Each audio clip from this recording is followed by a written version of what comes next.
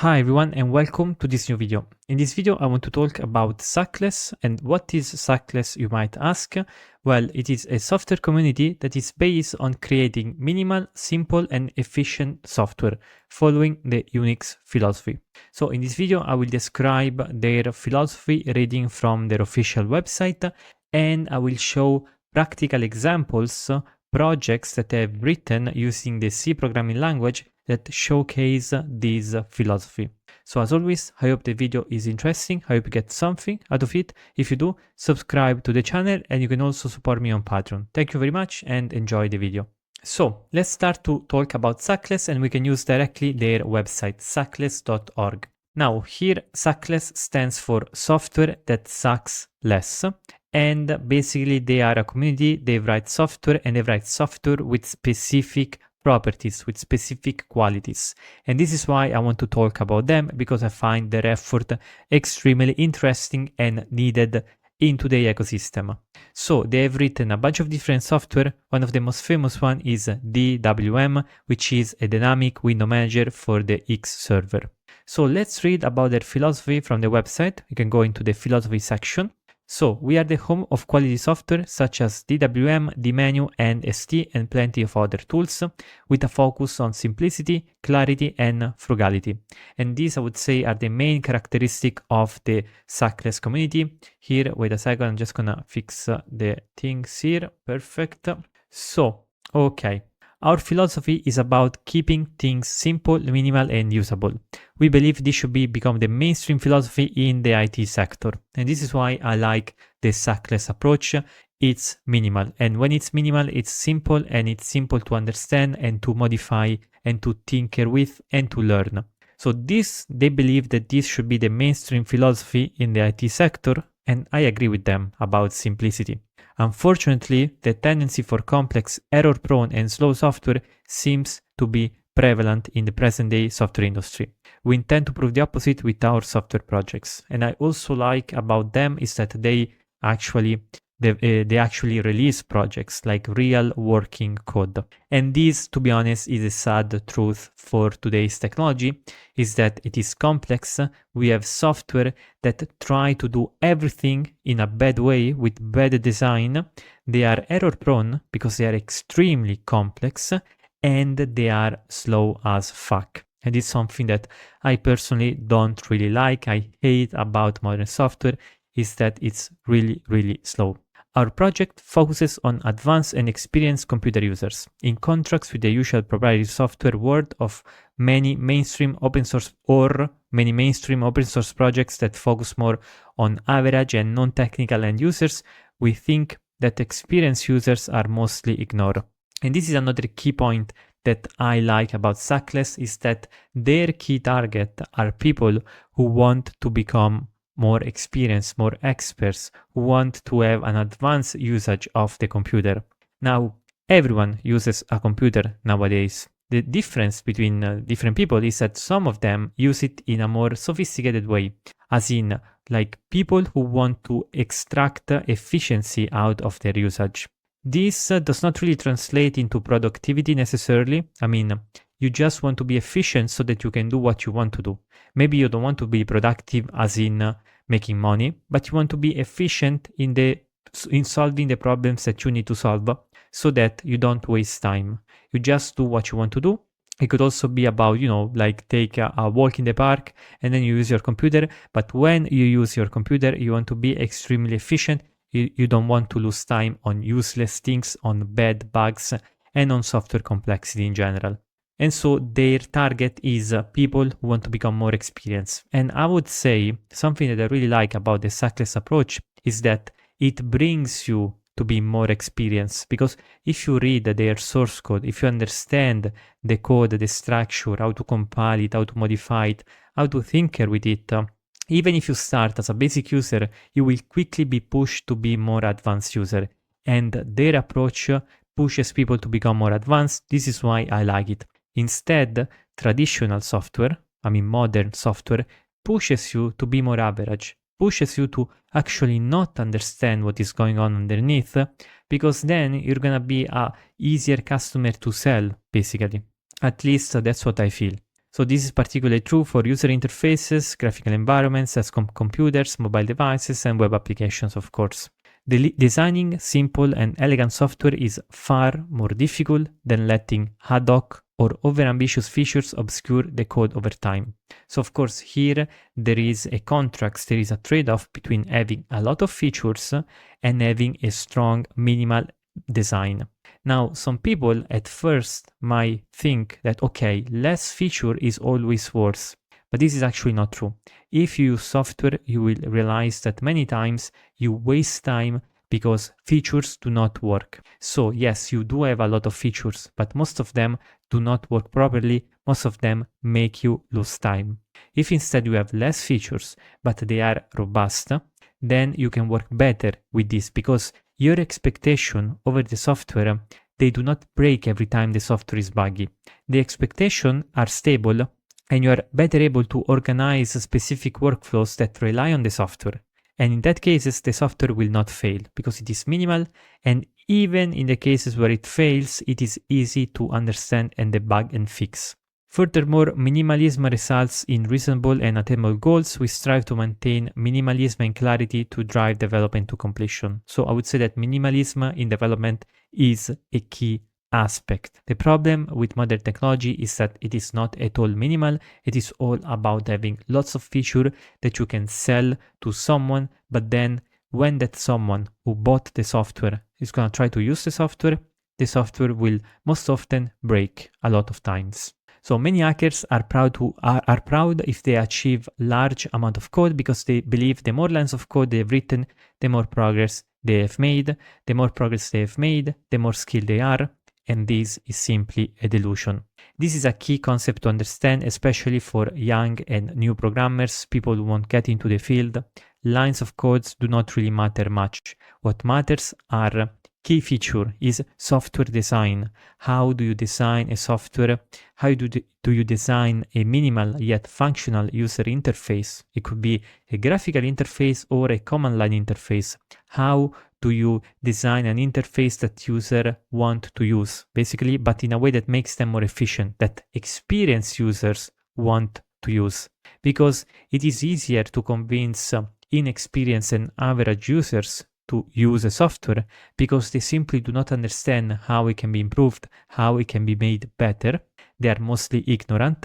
However, it is much harder to do it for experienced users who understand how software can be designed and how software should be designed. And then they say that most hackers actually don't care much about code quality.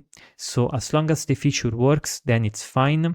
However, this creates problems with respect to maintainability and with respect to clarity of the project. Quality rewrites rarely happen because hackers are proud of large amount of code. They think they understand the complexity in the code and thus there's no need to rewrite it. They think of themselves as masterminds, understanding what others can never hope to grasp. To these types, complex software is the ideal. And I think that this is true. I'm not sure to which extent this is true, but there is certainly this aspect in modern technology, as in we are making technology more complex than it really needs to be, also because we sort of like to understand complex ideas. However, in this case, what is, I think, worth to understand is that ingenious ideas are simple. Okay, maybe not all the times, but most of the times, ingenious ideas are simple and ingenious software is simple. Simplicity is at the heart of the Unix philosophy. The more lines of codes you have removed, the more progress you have made. Now, with this particular line, I don't fully agree 100%. Sometimes a little bit more verbose code actually helps understanding. So you always need to take context into account. It's really hard to make these absolute statements. However, I do agree that a real problem of modern software is that it is bloated, it is made up of so many features, people don't even know what they want out of the software, and expectations change constantly. This creates a lot of problems. If we had more minimal design, I think the experience of just using the internet, a website, software in general, technology in general, the experience would be much better, much more smooth because the software would be more refined. But basically that's it, yeah. Now, so this was the manifest, this was the philosophy, but let's get into the meat of the subject, because what's cool about Suckless is that they've actually released software that adheres to this philosophy. So let's explore some Suckless projects. Now, to explore these projects, we can use the Git, so git at git.suckless.org. As you can see, even the Git is extremely minimal.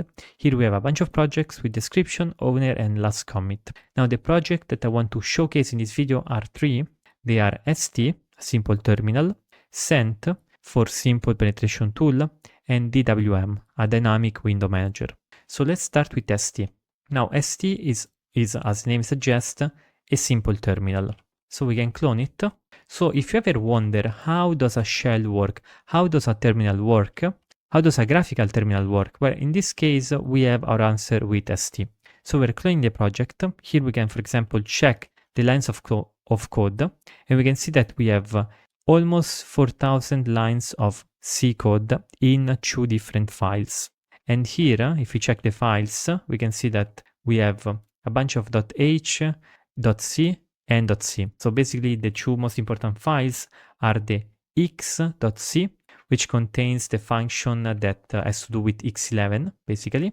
And we have the st.c, which contains the main implementation of the terminal.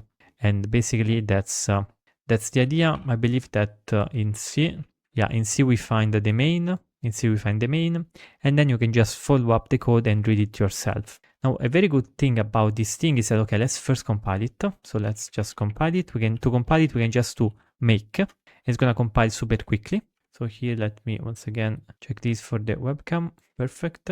So with a make, it compiles super quickly, and then we can actually use it. We can just to execute st. Now it created this st. This is a ELF binary, 64-bit, dynamically linked. We can just execute it, and now here we have our terminal, and we can use the terminal. Of course, this is a minimal project, which means that it does not have many features, but the cool thing is that you have this basic project that you can then read the code, and if you want, you can extend it on your own. So one thing that it doesn't have, for example, is the scroll back feature. Now, if you want to change the configuration for the terminal, instead of having a specific configuration file, with Suckless projects, everything is written into the source code. So you have this config.h, it's literally a header file, C header file, and in here, you can directly change the configuration for the project. For example, let's say that I want to change the pixel size for the font. Currently it's 12, I want to make it 24, I want to double it. I just change the file itself, I compile it, and I execute it.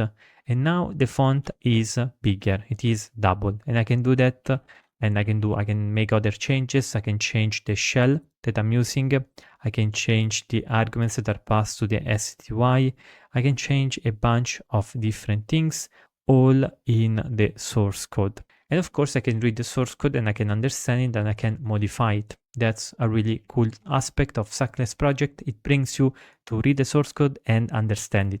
Another cool thing that I wanted to mention is that when you want to extend it, sometimes there are classical extensions, we can say, that other people developed, and these have been published into official patches that you can apply to the projects. For example, in the basic ST terminal, we do not have keybinds for copying text out and in of the terminal, like Ctrl-C, Ctrl-Shift-C, and Ctrl-Shift-V. They do not work by default. But there is a simple patch that you can apply, and you can just download the patch from this URL. So you can just wget it, and you can apply it with the GNU patch command. So GNU patch and ST clipboard. And if you actually check this patch itself, is extremely minimal, just to clip copy, and just changes some code depending on the nature of the patch. Of course, you're gonna have patches which are more pervasive, patches which are extremely minimal, like this one, but regardless, you have your patch, you can apply it, and then you just recompile it again, and you apply your new patch. So every time you change either a configuration or you apply a new patch, you recompile the projects, but it doesn't really take much time, and then you can play around with the project with the patch. So you can debug it and you can understand it. And so this is the first project that I wanted to showcase, a simple terminal. So continuing, the second project that I want to showcase is called Scent. It's a simple plain text presentation tool. Here I had to install on my system the Farbfeld dependency to access a command line tool that it uses. And depending on your distribution, you might have to install it in a different way. But regardless, we can clone it, we can access it. Here the lines of code are even less. This is like around 1000 lines of C code. We can compile it and we can execute it. Now to actually execute it, how does it work? Is that basically it's gonna take an input, a presentation file. And this presentation file will contain a presentation that we want to display, and then Scent is gonna display it in a X11 window. So for the example that is found, the official example, we can just do Scent example, and it's gonna create this. And the example that we are presenting basically is this file. So we have the Scent here. Every paragraph is a new slide basically, and we can just keep going, like origin, why, we have a bullet point list, we have just a list of things, we have an image, we have like some text, we have some icons, we have a usage description, we have another list, we have an empty slide, and things like that. So basically that is the idea. And of course, depending on the size of the screen, you can have it bigger or smaller. So extremely cool. I've never used it, but to be honest, one day I want to use it because it's actually extremely useful and minimal. And yeah, and also you can just read the source code, you can figure it out.